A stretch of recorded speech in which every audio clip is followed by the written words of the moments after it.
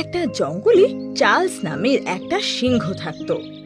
Charles সিংহ খুব বয়স হয়ে গিয়েছিল, আর ওর একমাত্র ছেলে এডওয়ার্ড সিংহ ছিল। এডওয়ার্ড সিংহ খুবই অলস, অকর্মণ্য আর মূর্খ ছিল। একদিন চার্লস সিংহ তার ছেলেকে বলে, এখন আমি বুড়ো হয়ে গেছি, কিছুদিনই বা আর বাঁচব। তোর জন্য আমার বড্ড চিন্তা হয়। এতে চিন্তা করার কি আছে গো বাবা? তোমার মরে যাওয়ার পরে আমি তো জঙ্গলের রাজা হব। হ্যাঁ, আমি জানি, তাই জন্যেই তো আমার খুব চিন্তা হয়। তুই তো শিকার করতেও শিখলি না এখনো। আমি কিন্তু একটা সিংহ, শিকার করার আমার প্রয়োজন নেই। জঙ্গলে এত তো শিকার করছে, তাদের থেকে আমি একটু নিয়ে নিজের পেটটা পুড়িয়ে নেব। হতচ্ছাড়া, আমি ঠিক জানি তুই রাজা হওয়ার পর জঙ্গলকে ছাড়খাড় করে দিবি।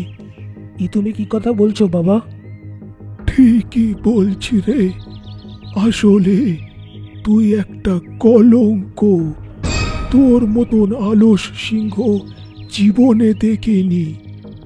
আমার চোখের সামনে থেকে দূর হ, আমি রাগের মাথায় কিছু করে না বসি। আর কয়েকদিন পর চার্লস সিংহ মারা যায়, আর এডওয়ার্ড সিংহ জঙ্গলের রাজা হয়ে যায়। এডওয়ার্ড রাজা হওয়ার পর জঙ্গলের সব পশুদের নিয়ে একটা মিটিং ডাকে। তোমরা আমার কথা মন দিয়ে শোনো। তোমরা তো জানোই আমার খুব ঘুম পায়। আমি কিন্তু রাজা। তোমরা যখনই যাকে শিকার করে আনবে, তার অর্ধেক মাংস আমার জন্য যেন পৌঁছে যায়। এটা বলে সিংহ নিজের গুহার ভেতর চলে যায়, আর জঙ্গলের পশুরা রেগে মেগে নিজের বাড়ি ফিরে আসে। আর তারপর থেকে এরকমই হতে লাগে।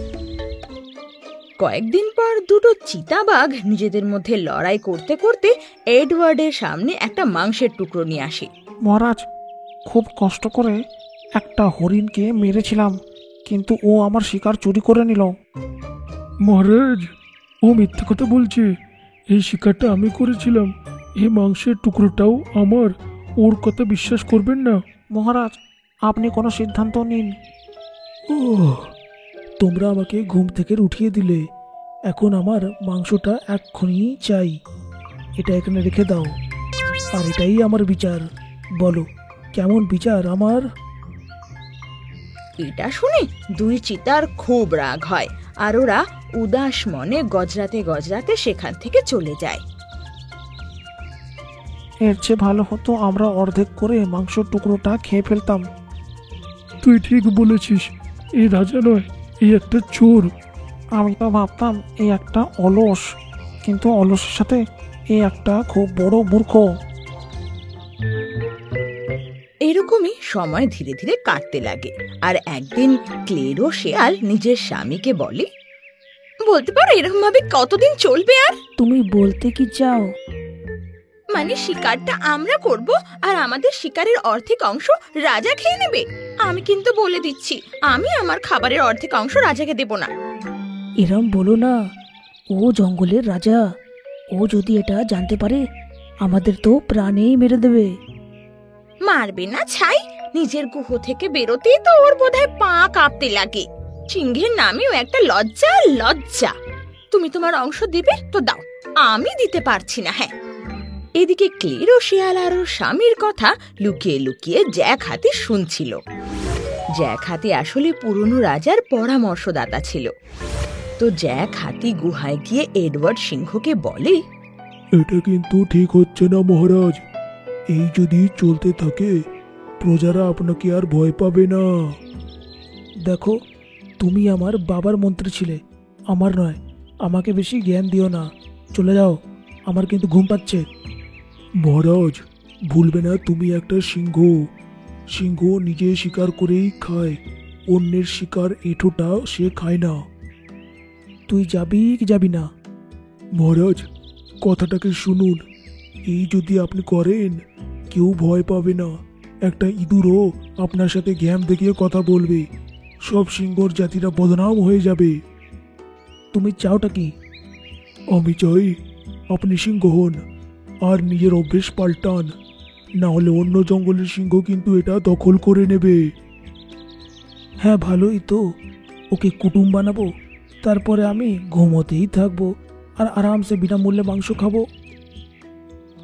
জ্যাক হাতি রেগে দাঁত কড়মড় করতে করতে সেখান থেকে চলে যায়। আর কিছুদিনের মধ্যে এডওয়ার্ড সিংহের ভয় সবার মন থেকে চলে যায়, আর কোনো পশুই তার খাবারের অংশ ওকে দিত না। আর খিদেতে এডওয়ার্ড সিংহ গুহা থেকে বেরোতে বাধ্য হয়ে যায়। একদিন একটা নেকড়ে হরিণের শিকার করে খাচ্ছিল, আর তখনই এডওয়ার্ড সিংহ সেখানে পৌঁছায়। এই নেকড়ে, তুই আমার আদেশটা শুনিসনি? আমার শিকার আমার গুহায় কেন পৌঁছাসনি তুই? ভুল হয়ে গেছে মহারাজ, এর পরের বার থেকে পৌঁছেই দেব। যাও এখান থেকে, তোর এটাই শাস্তি যে এই মাংসটা এখন আমিই খাবো। এডওয়ার্ড সিংহ সেই মাংসের টুকরো নিয়ে সেখান থেকে চলে যায়। আলস রাজা লজ্জাও করলো না, আমার শিকারটা নিয়ে চলে গেল। কোনদিন ঘুমিয়ে থাকবে এর ওপরে আমি আক্রমণ করব, সারা জঙ্গল তারপরে শান্তিতে থাকবে। অপায়া কোথাকার। এডওয়ার্ড সিংহ মাংসের টুকরো নিয়ে যেতে যেতে নিজের মনে মনে বলে, হ্যাঁ, এই হরিণের মাংসটাকে পুকুরের কাছে বসে আমি খাবো। খাবার পরে আমার জলটাও তো খাবার আছে, তারপরে 2 দিন ধরে আমি তেষ্টায় তো থাকবো। এডওয়ার্ড সিংহ পুকুরের পাশে বসে সেই হরিণের মাংস খেতে যাবে, তখনই সেই হরিণের মাংস পুকুরে পড়ে যায়। আরে আরে, এ কি হলো? মাংসটা পুকুরের মধ্যে পড়ে গেল। এবার আমাকে এটাকে তুলতেই হবে, না হলে তো ক্ষুধার্ত মরে যাব। এডওয়ার্ড সিংহ এটা বলেছিলই, তখনই পুকুরের জল হঠাৎ করে ফুটতে লাগে, আর চোখের নিমেষে তার মধ্যে থেকে গরম ভাব বেরোতে লাগে। সেই ভাব থেকে একটা সুন্দর স্ত্রী বেরিয়ে এডওয়ার্ড সিংহকে বলে, তোমার সাহস কি করে হলো আমার পুকুরে মাংসের টুকরো ফেলার? তুমি জানো তুমি কার সাথে কথা বলছো? আমি এই জঙ্গলের রাজা এডওয়ার্ড সিংহ। আমাকে ক্ষমা করে দিন জঙ্গলের রাজা, আমি আপনাকে দেখতে পাইনি। আমি ভাবলাম কোনো সাধারণ পশু। কিন্তু তুমি কে? আমি এই জাদুই পুকুরের রানী, আর এই পুকুরও আপনারই জঙ্গলের সীমানায়, তাই এই কারণে আপনি আমারও রাজা। তাহলে নিজের রাজার আদেশ পালন করো, আমার মাংস টুকরোটা ফিরিয়ে দাও। খুব জোর আমার খিদে পেয়েছে। সেটা তো সম্ভব নয় জঙ্গলের রাজা, কিন্তু সেই মাংসের টুকরের বদলে আপনি যা চাইবেন আমি তাই দিতে রাজি আপনাকে। সুন্দর স্ত্রীর কথা শুনে এডওয়ার্ড সিংহ রেগে গিয়ে বলে, হতচ্ছাড়ি, তুই জানিস কত কষ্ট করে নেকড়ের কাছ থেকে ওই শিকারটা আমি নিয়েছিলাম? সন্ধে হতে চলেছে, আমার খুব জোর খিদে পেয়েছে। এডওয়ার্ড সিংহের কথা শুনে সেই সুন্দর স্ত্রী এডওয়ার্ডকে অবাক নজরে দেখতে লাগে। আমি তোমার কাছ থেকে যা চাইবো তুমি আমাকে দিতে পারবে? হ্যাঁ, কেন না, আমি এই জাদুকরি পুকুরের মায়াবী নারী। তাহলে শোনো, অনেক বছরের একটা ইচ্ছে ছিল যে আমার একটা ছোট ভাই হোক, যে সব কাজ করবে আর আমি চুপচাপ অ্যাশ করে ঘুমাবো। এরকম যদি কিছু করতে পারো তাহলে করে দাও।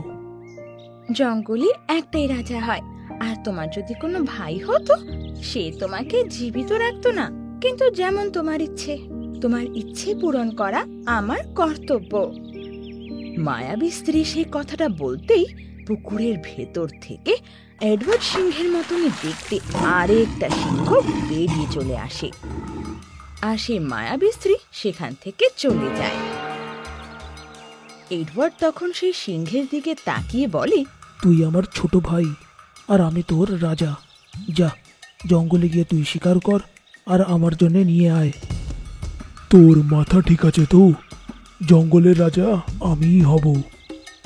আর এটা বলে সেই সিংহ এডওয়ার্ড সিংহকে মেরে দেয়। আর সেই দিনের পর থেকে সেই সিংহ জঙ্গলের রাজা হয়ে যায়, আর সব পশুরা স্বস্তির নিঃশ্বাস নেয়।